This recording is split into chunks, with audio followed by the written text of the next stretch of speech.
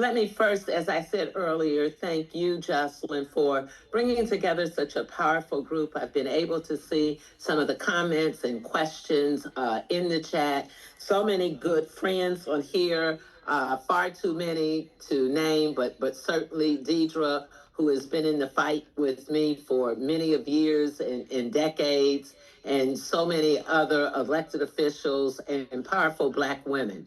When I read the whole statement of what can Black women do, let me just start by saying, first of all, let's not get it twisted. Black women are the base of our party. More Black women have showed up and showed out and voted and been the advocates, whether it was healthcare, whether it was education, whether it was housing, and now with diversity, equity, and inclusion. We have marched, if we go back to the Women's Suffrage Act, when Black women were told that there was not a place for them. 22 Black women insisted, and they marched to make a difference, because the same thing then was at stake, is at stake now, and that is our right to vote. That is the most powerful message we can get out of this.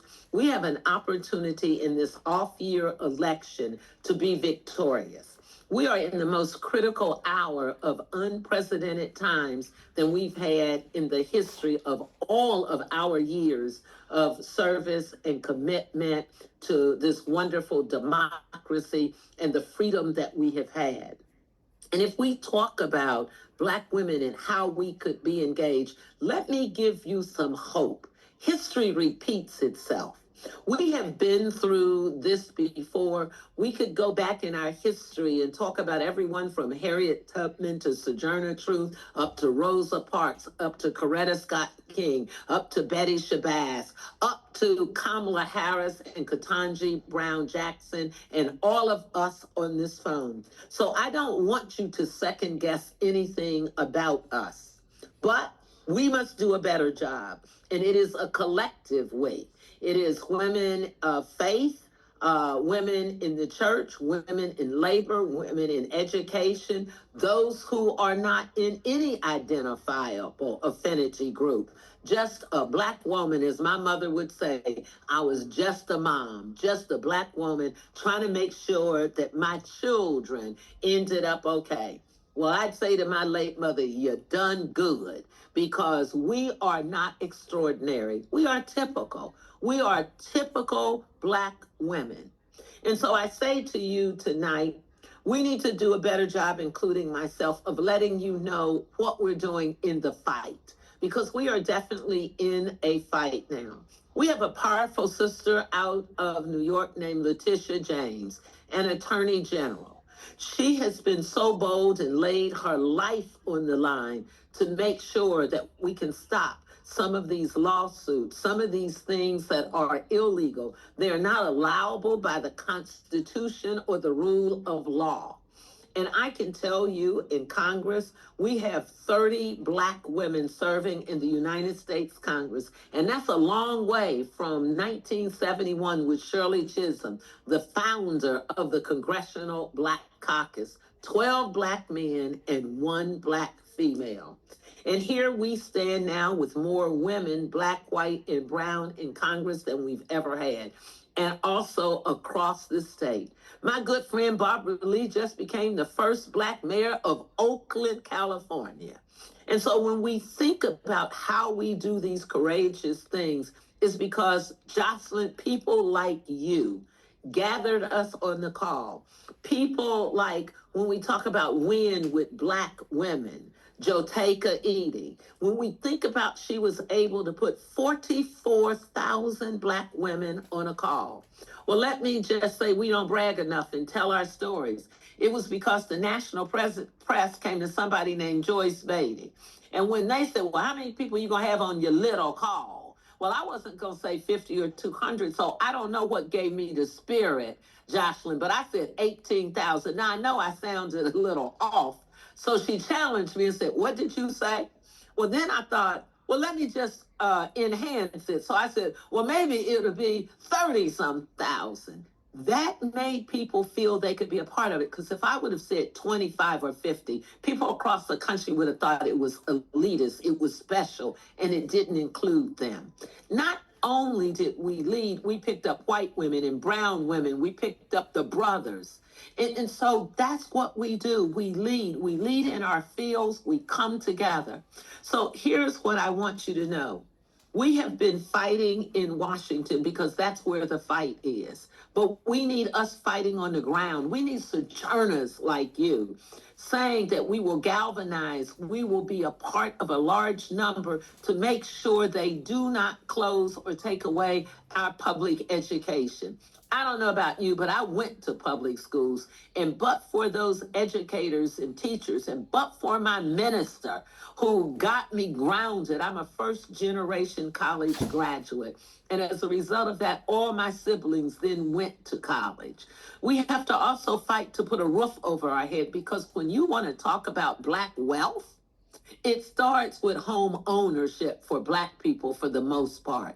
So think about the things this administration wants to take away, and you'll have your answers. They want to take away education. They want to take away our identification, our information so they control us. They want to take away HUD and a roof over our house. They want to take away the SBA. They then dare to mess with our veterans and our Social Security. When you look at government, 1 in 5 employees are Black. 1 in 5. So what I am saying to you, let this not be our first call. Let this be our clarion call.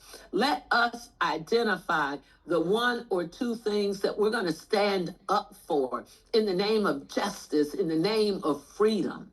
And that's what I can offer you. We have women, young, seasoned, and real seasoned. We have Black women in this Congress who are doing unthinkable things that history would tell us we should be denied. You have a powerful Maxine Waters, who is the ranking member on the Financial Services Committee. And then you have a young sister named Jasmine Crockett, who serves on Judiciary and Oversight, and who speaks direct to camera, speaking truth and power. And then you have an Ayanna Pressley, who is guided in principle in her fight for justice for children and families because of her story. And then you have a Robin Kelly out of the Central region from Chicago, Illinois. We have 2 Black women elected to serve in the United States Senate.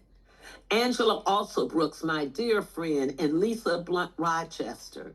So I think we should organize and let them know, the women of the Black Caucus, that right here in Central Ohio, in this district, we want to invite them to join us. We want to say thank you to Jotaka for what she's doing with WIN with Black women. We don't need to start anew. We need to join to build our numbers and say, we will be a part of that platform, like the Ohio chapter, the Columbus, Ohio chapter, representing Central Ohio. So we're in this together, and that's what's so important. When we talk about our health, far too many Black women are dying unnecessarily. We could talk about infant mortality. We could talk about how there weren't clinical trials for us to get exams for cancer. And then when we found out that we did have cancer, we didn't have the money to be able to afford the treatment, and we weren't in the trials. It has been our caucus. It has been Black women who have fought to make a change. And now this current administration has a bill called SAVE. I don't know how many people on this call got married and took their spouse's or their partner's name. Now they want to say, for you to be able to legally vote, your current name has to match your birth certificate. Now, I don't know about you, but my birth certificate does not match my current name. And that's the way they want to get rid of us having the privilege to vote. Why? We are the largest voting base. When you win with Black women, you win your elections. And so it is, as someone said in the chat, that this is ridiculous, this is foolish, but it is the reality that we are dealing with. And so we must join in caucuses. I look at this meeting as our first gathering to identify who we are and what we stand for. We've got a young sister, I see Sister Ross on the call, who's putting herself out there for a city council seat. It is so important when we talk about the pipeline that we embrace these women who have the courage to run despite the odds. None of us are perfect. We've made mistakes, but we must galvanize and stand together so we can continue to have the Jocelyn Clarks standing up in your role, calling us together so you can have women of all different organizations, civic organizations, Divine Nine. We must figure out what is our role to take on this journey that we're on. And we're in a fight. Let me tell you, we have to stand courageous. We can't be afraid. I'm not going to ask anybody to be in harm's way of themselves, but I am going to tell you that we have to be crusaders. I am going to tell you that you can't say that you believe in education and housing. They are messing with our child care that we have had since President Johnson in the 1964-65 started with Head Start. Why? Because it's successful. If you think about when we go back to slavery, Black women and men were strong in their strength, in their physical capabilities, and they did not harm them for that. They bought them and had them work on plantations. But what did they kill a Black person for? Being able to read. Because if you put knowledge and strength together, we could do more than the master. We were survivors. We were brilliant. We thrived. We survived. They want to take us back to that. They believe in autocracy. So God did give us the gift to fight. And God made us strong from biblical times, from slavery, and today. Who would have ever thought that we'd have a relatively young Black woman on the Supreme Court, someone who's not afraid to speak truth to power? Who would have thought that you would have had a little girl from Dayton, Ohio, Joyce Beatty, to be in one of the most prominent leadership positions, traveling this United States, coming on calls all across this country, and proud to hail from right here for the last almost 40 years in Columbus, Ohio? I need you. I need you to stand with us. I need you to say that we are committed to stand out. I'm going to do a town hall, a live town hall.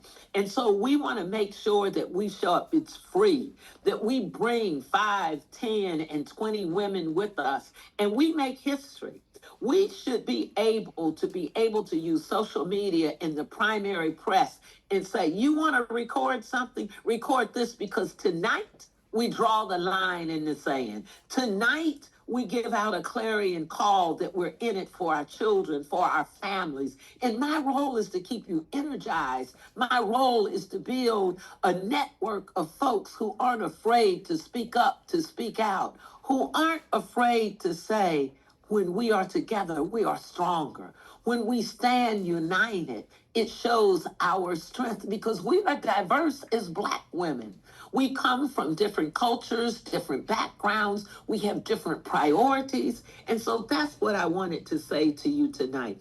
We are writing legislation. And lastly, let me say to you, when people say to you, what are our Black elected officials doing? What's the Congressional Black Caucus doing? What's Joyce Beatty doing? What's someone like Tierra Ross doing? What's our sisters in Reynoldsburg doing? What are our county administrators with Erica Crawley, who's powerful and focused? Shayla Favor, our first Black female prosecutor.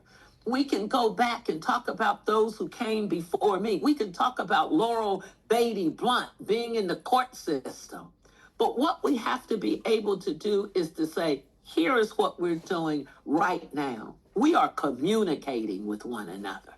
Information is powerful, and that is one of our weaknesses. We need to make sure that everyone knows a concise message, a message that will meet people where they are and not talk over their head with bill numbers and fancy words. We need to make sure that you know we are winning with litigation. 19 attorney generals across this country came together and they have had a stay on some 43 bills. We are winning, but nobody talks about that. So we're communicating, we're litigating, and we're writing legislation.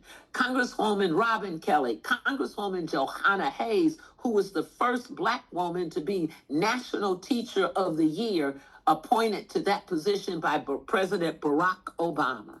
So that's what I wanted to come on and say tonight, that it is hopefully to lift you up and to say the two most powerful words I can say, and that is thank you. Thank you for everybody on this call, because you got to crawl before you can walk. But my sisters, we are ready to do more than crawling and more than walking. We are ready to run. We are ready to run this country. We are ready to run this campaign. We are ready to win. And together we can do that. Thank you. I love you. And I'm glad that I was able to be engaged. I can tell you I was out there protesting, stood hours with Maxine Water at the HUD office. I can tell you I was out there at the Secretary of State's office. I can tell you that I was out there for the Consumer Financial Protection Bureau when they were taking our information from Social Security. We were out there demanding that they stop, and we have been victorious. And lastly, they want to take away Social Security and Medicare and Medicaid because those are our lifelines. And now Head Start. But when we galvanize and fight, we win. They never thought we would be able to keep the Affordable Care Act or Obamacare. 71 times they tried to repeal it. And we weren't in the majority, and we won every time. And that was because across this country, we came together and marched. Democrats and Republicans now, Republican constituents are saying to me, I voted for this administration. I didn't think they would hurt me. But now they're hurting anybody that's getting in their way. So this is our time. I want to just say again to you, Madam Clark, thank you for your strength, your courage, and your fight for democracy. You are my sojourner truth, and I am in this journey with you.